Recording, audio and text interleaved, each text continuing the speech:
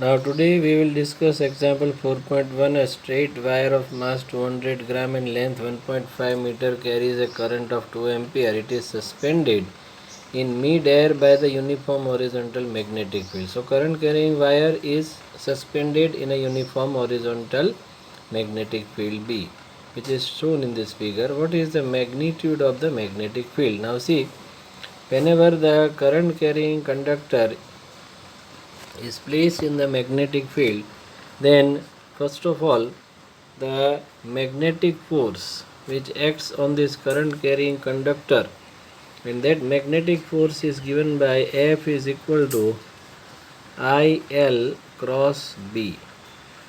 Now this is the formula. Now length of the wire means the current is in this particular direction and magnetic field is going inside the plane of the paper because it is shown by the cross.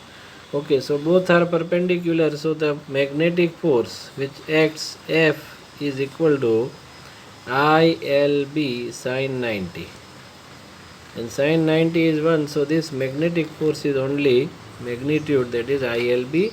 So ILB is equal to its weight, so mg is equal to ILB. Okay, mg is equal to ILB. So if you make B as a subject of formula, then you will have mg upon I into L, and if you place these values, then you will get the answer of the magnetic field. Okay, note that it would have been sufficient to specify m upon L, the mass per unit length of the wire. The Earth's magnetic field is approximately 4 into 10 raised to minus 5 Tesla, and we have ignored it. Okay, so this is an extra thing that is for the understanding, and the magnetic field which is required to balance the weight of the rod is 0.65 Tesla. Okay, now this is second one. If the magnetic field is parallel to the positive y-axis, now see here the x and z axis are given this way, so y-axis is in this direction. Okay, and magnetic field is going inside the plane of the screen. Okay, now particle is moving along positive x-axis. Now try to understand, the particle is moving in this particular direction, x direction, positive x direction. Okay, now which way would the Lorentz force be if an electron is passing or if the proton is passing? Now Lorentz force is given by F is equal to Q V cross B. Now if you have a positive particle, then take V cross B. Now V is in x direction, therefore it will become V I cap, and magnetic field B is in y direction, so it becomes B J cap. So I cap cross J cap will become K cap. So magnetic force on the positively charged particle will be in the positive Z direction if you have a positively charged particle, and if you have electron, then the force will be in the opposite direction, that is it will be in the negative Z direction. Okay, so you can understand this very easily. Okay, for electron the force will be along negative Z direction, and for the positively charged particle this force will be in the positive Z direction. Now we move further for the example 4.3. What is the radius of the path of an electron whose mass is given, charge is given, moving at the speed of 3 into 10 raised to 7 meter per second in a magnetic field of 6 into 10 raised to minus 4 Tesla perpendicular to it? So velocity is perpendicular to the magnetic field. Okay, this we have to keep in mind. Okay, what is its frequency? Calculate the energy in kilo electron volt. Okay, now this is an important example. See, first of all, when the charged particle is moving, then the force acting on this charged particle is given by Q V cross B, and magnetic field and velocity are perpendicular, so it becomes QVB sine 90, and sine 90 is 1, so this force will be QVB. And this force gives required centripetal force, so it becomes mv square upon r is equal to QVB. And if you simplify this, then radius of the circular path will be mv upon qb. Now all these values are given to you. Mass, charge, velocity of the electron, it is 3 into 10 raised to 7 meter per second, and magnetic field is also given. The value of the magnetic field is given to be 6 into 10 raised to minus 4 Tesla.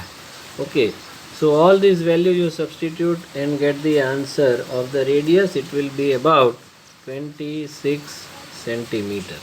Okay, now the next question is asked in this, okay, that find out what is the frequency.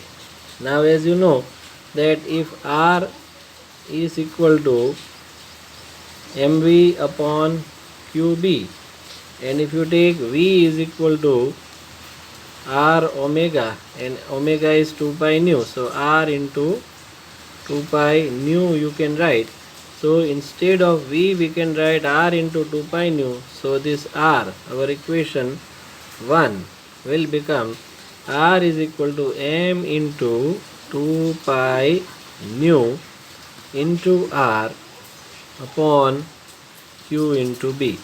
Now if you make nu as a subject of formula, then nu will be equal to, that frequency will be qb upon 2 pi m. Now all these values are again with you. Q, that is charge, 1.6 10 to the power minus 19 coulomb. Magnetic field is also known to you.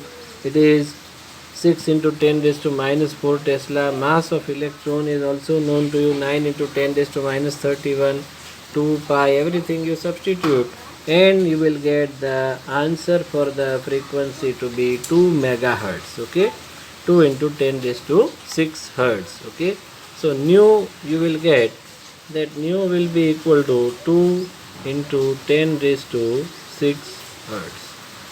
Okay, very easy calculation. Now we want to find out the energy in kilo electron volt, and 1 electron volt is given. So first of all, energy is because of its motion, and that is 1/2 mv square. Okay, now energy 1/2 mv square. Mass is known to you.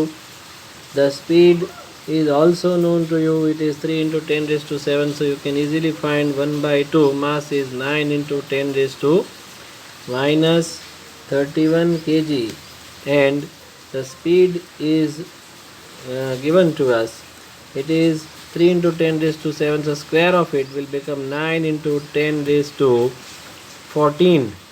Okay, and if you simplify this, then you will get 40.5 into 10 to the power minus 17 joule. This is in joule. Now if you want to convert it in the electron volt, then you have to divide this by 1.6 into 10 raised to minus 19.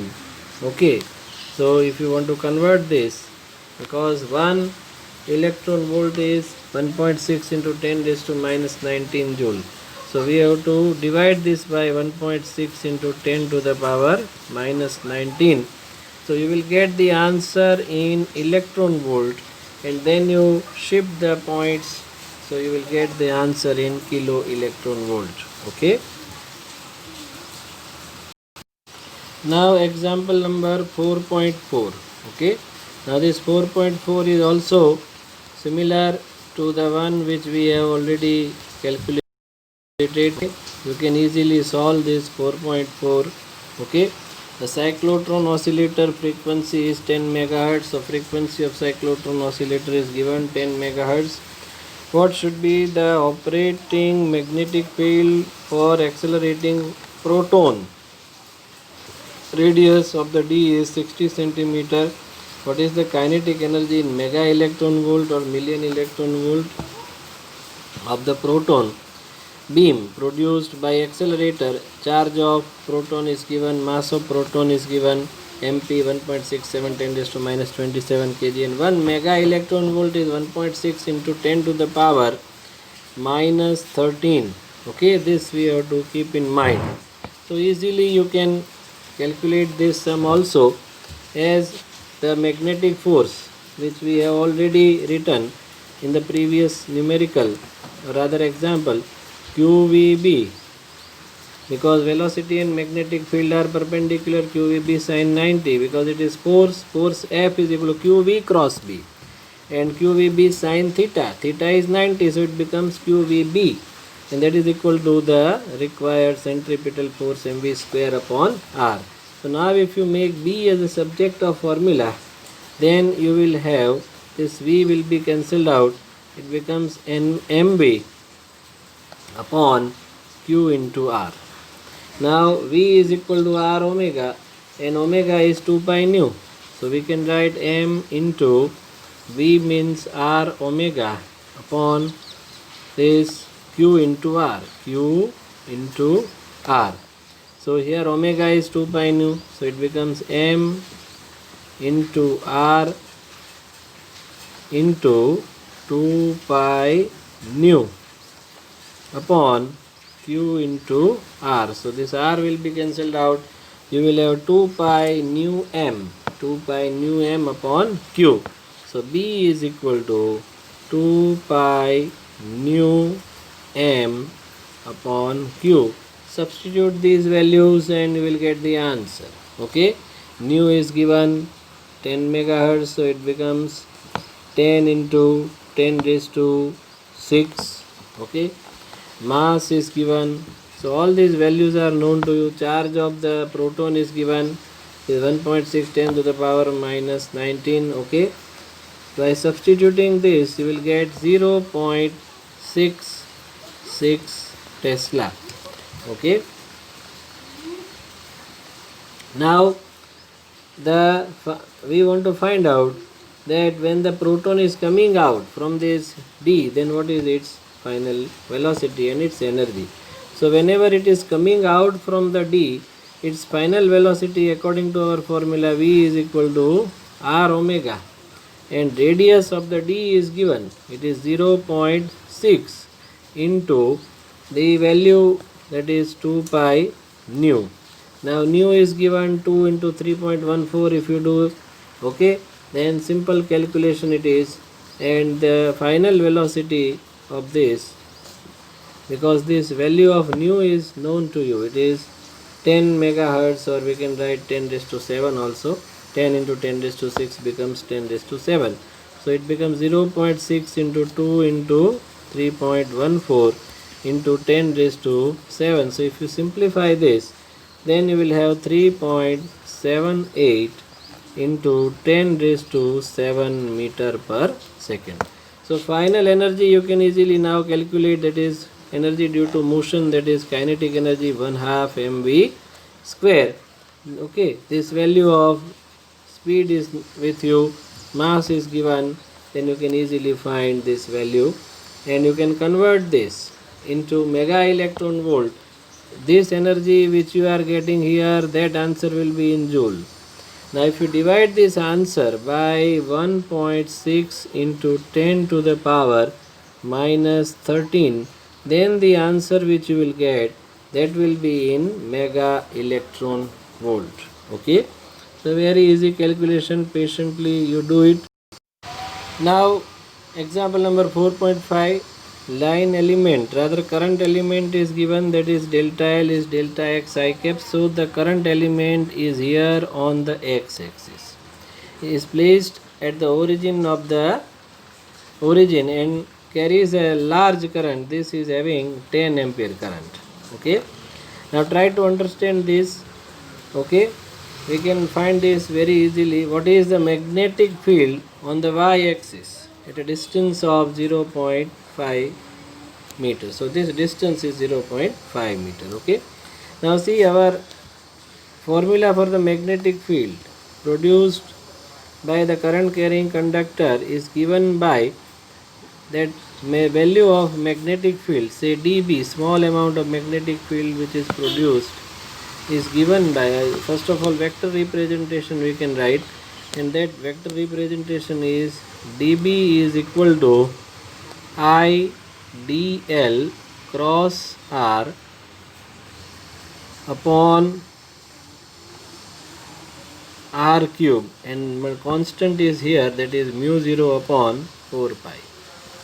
This is our Biot-Savart's law. Try to understand. Now I am writing it again for you. The Biot-Savart's law, the equation goes like this. The magnetic field, that is dB, is equal to mu 0 upon 4 pi I dl cross r upon r cube. Now this dl which is given, that is in x direction. So we can write it in this way also, mu 0 upon 4 pi. This dl is nothing but delta x, it is given, name is given, I cap, cross r. R is in y direction because our point where we want to find the magnetic field, this point where we want to find the magnetic field, this point is in y direction. So the position vector, this position vector will have r j cap. Okay, so we can write it in another way. Okay, this way you can write, okay, the position vector r can be written as, position vector r can be written as r j cap. So here it is I delta x I cap. Okay, instead of dl we have written delta x I cap. Instead of r we write r j cap upon r cube. Now see, this r will be cancelled out, so you will have square here, and I cross j is k cap. So direction of magnetic field will be in the positive z direction. Okay, so I cross j has become k cap, so direction we got. Okay, and value you can find as I is known to you, delta x is given. Okay, then this distance r is given, so just you have to substitute the values. It can be done easily. That small magnetic field can be given by mu 0 is 4 pi into 10 raised to minus 7 upon 4 pi, okay, into I into delta x. Now see, that value of I is given to us, it is 10 ampere. Delta x, that is segment, is of 1 centimeter, so it is 10 raised to minus 2. So I delta x, that r has already been cut, and upon r square. Now distance of that point where we want to find is 0.5 meter, so 0.5 the whole square into, try to understand, k cap, because the direction of magnetic field is in the z direction. Now you can easily simplify this. Okay, 4 pi can be cancelled out. Okay, and this can be easily simplified. Okay, so it becomes 10 to the power, this whole part will become 10 to the power minus 8. Okay, divided by 0.25, and you can easily get 4 into 10 to the power minus 8 Tesla, and that will be in the positive z direction, that is why it is k cap. Okay, so this is a very easy method. I cross j is k cap, you should remember. Okay, thank you very much.